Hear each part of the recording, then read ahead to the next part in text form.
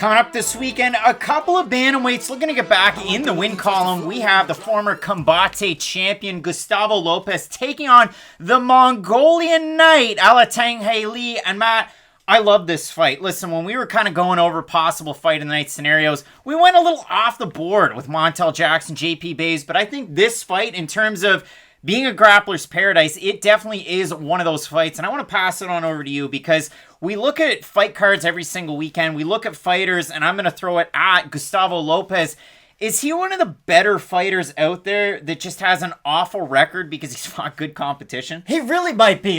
Arguing for Gustavo Lopez is trying to, argue for Chris Paul. If you just look at the resume, yeah, there's a lot of blemishes on there. But if you look any deeper than just surface level, you'll see that, he's not losing to scrubs by any means. And the really fun thing about Gustavo Lopez is that he is such a fun and dynamic fighter. He's got great wrestling. His jiu-jitsu is absolutely absurd. His striking, it's odd because there's sort of conflicting reports. I don't think he's the worst striker in the world. I will say this right now. But this is the issue. He definitely does strike too much, and that is the problem for Gustavo Lopez. We talk about this with a lot of other fighters, how they almost don't know what they do well. Sarah McMahon is the example that I always go to. Hey, Sarah, do more than wrestle. Gustavo's teammate, Justin James, hey, stop striking. I get it, you beat Camacho, but start wrestling again. Exactly, and I don't know if this is just maybe a larger problem with the gym, but the problem with Gustavo Lopez is you have this great wrestling and jiu-jitsu background, but you are forcing yourself to strike for extended periods of time with guys who are just better strikers than Gustavo Lopez. And even if you go back to the Merab Dvalishvili fight, because I know there's people out there being like, if he's such a good grappler, why did he beat Merab? Listen to me right now. He may have lost to, one of the top 3 boxers in the division in his last fight, and one of the top 2 pure wrestlers in the division 2 fights ago. And I don't really think you can look at Gustavo Lopez and think, oh wow, he's terrible because of those 2 losses. This fight is really important though, because for Heilialateng, a lot of people do remember him for his crazy fight with Casey Kenny, which was way longer ago than I ever thought. I keep on thinking, that fight was 6 months ago? We're almost coming up on a whole year since the last time Alateng's been in the cage. I really want to talk about that fight because if you go back and watch that one, yes, it's crazy. Yes, the judges' decisions are strange. Do you know how weird that one is? One of those judges had 2 rounds at a 10-8. The overall score is 30-25, 30-26, 30-27.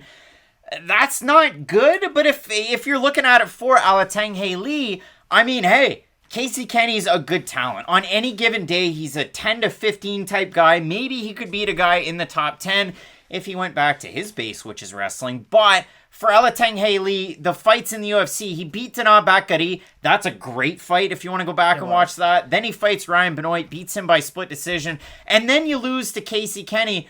Okay, so you're a 20 to 25 guy, maybe a 20 to 30 guy. For Alatengheili, what I like about him, he's a good striker. He throws with a lot of power. And if he gets tired, which tends to happen, he starts to wrestle quite a bit more. And I really want to go hard on these stats because they're late wrestling. 3 out of 7 of his takedowns he was able to get in round 3 against Danaa Bakari. 4 of his 12 takedowns against Ryan Benoit, those are in the 3rd round too. He likes to put a stamp on them. Dana White definitely hates Alatengheili's 3rd rounds. It's like Brendan Loughnane. I could win impressively, or if I just go to my base and I start taking guys down, I could just win the fight. For him, that's what he's been going for throughout his UFC tenure, his short 3-fight tenure. But man, both guys are really in a tricky spot here. I'm telling you right now, if Heilialateng shoots a lazy, tired takedown on Gustavo Lopez, he's getting choked out. That is the real big key to this fight. And I'm really glad you brought it up because the thing about Alateng is he does wrestle the further into fights that he does get. And that's going to be a big strength for Gustavo Lopez because the more that they're grappling, or I won't say just the more that they're grappling, because I do think Alateng can at least defend takedown attempts and scramble a little bit. But in those scrambles, I do think that's where Lopez is going to have a lot of his success. If Alateng shoots for the initial takedown, and if Lopez can sprawl, even if he can try to defend it with some kind of a submission, kind of like Vicente Luque on Michael Chiesa, just make him work and make him think about all those different chokes that Lopez has, I think he can make this a really tough fight for Heilialateng. And the thing about Alateng that, and I'm not trying to be a contrarian here, I know I call Craig out for this all the time about how if there's a split decision, Craig probably thought the guy who lost won. But I really did think Ryan Benoit beat Heilialateng. And I know I predict Ryan Benoit wins every time, and he never does on this channel. But that was one of those fights where even Ryan Benoit, who is a guy who doesn't have great volume, we've seen him in some fights get outworked, he outworked Heilialateng on the feet. And that was a weird fight because Ryan Benoit has great power, and if he hits you hard, he can put you down. But he was starting to string together combinations and having some success on the feet, and that really did come down to the cardio aspect of their fight. And that's what I think this fight's going to come down to. If Alateng can outlast the initial takedowns and scrambles of Gustavo Lopez, I do think he can have success in the second and third round volume striking on the outside. But the issue is that I'm trusting him to become a volume striker, and he hasn't shown that ability throughout his first 3 UFC fights. I guess he did a little bit in that Casey Kenny one, but a lot of that fight was Kenny's throwing 3-4 punch combinations, and Alateng's just kind of answering with one to keep Kenny off of him, and Kenny's strikes end up being like 200 and Alateng's for 50. Yeah, 50 looks nice, but if you're only retaliating 1 to every 4 landed, it's not really great at the end of the day. I think Heilialateng, the best version of him, I do agree, could be like a 25 to 30 guy. I just don't think we've really seen that guy in the UFC up until this point. And I know Gustavo Lopez has bad losses on his record, got knocked out by Andre Ewell, got beat by Adrian Yanez, but I still think I gotta pick Gustavo Lopez in this one. The thing that I absolutely love, Gustavo Lopez, he's been in Extreme Couture for a very long time, but Alatengheili decided, I'm going to go into that Spotify playlist. I'm going to throw some David Bowie in there. I'm going to make some changes. He did. Because he had to make some changes. And he decided to go to Fight Ready MMA, one of my favorite gyms out there in this world in Arizona. And the guys that are in the pictures just warm the cockles of my heart. Matt, we have Eddie Cha.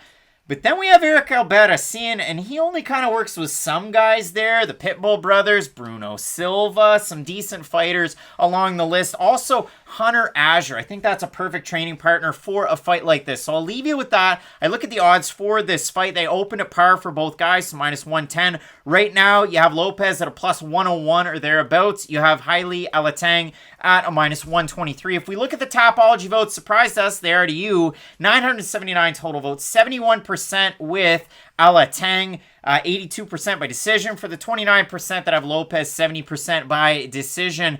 Matt, it seems like we might be split on this pick, but I do like Alatengheili as far as his striking is concerned. I definitely don't like, as we mentioned, the wrestling late, and that's been a point in his fight with Benoit, in his fight with Dana Bakary. But in his last fight, yeah, it was just, man, like, he just kind of got put behind the 8 ball. But like you said, it's been a long time away. He has been at Fight Ready, getting ready for this one for quite some time.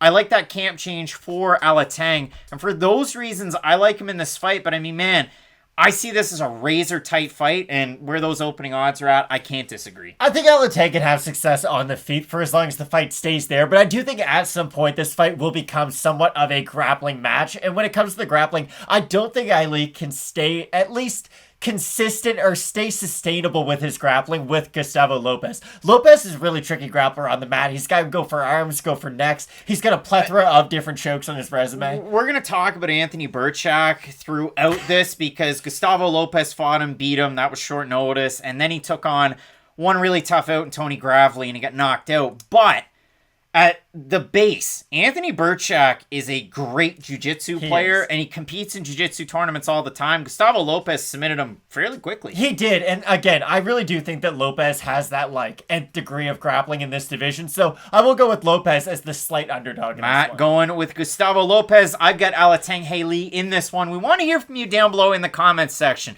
Do you like Matt's hat? Do you like my hair? Who do you have to win in this fight? You will let us know. We're split on the pick. We've got a big-time slate ahead. 15 total fights, including Anthony Lionheart-Smith taking on Superman Ryan Spann. You're not going to want to miss it. Keep it locked in with Fight Night Picks, as we always say. Let's get into it.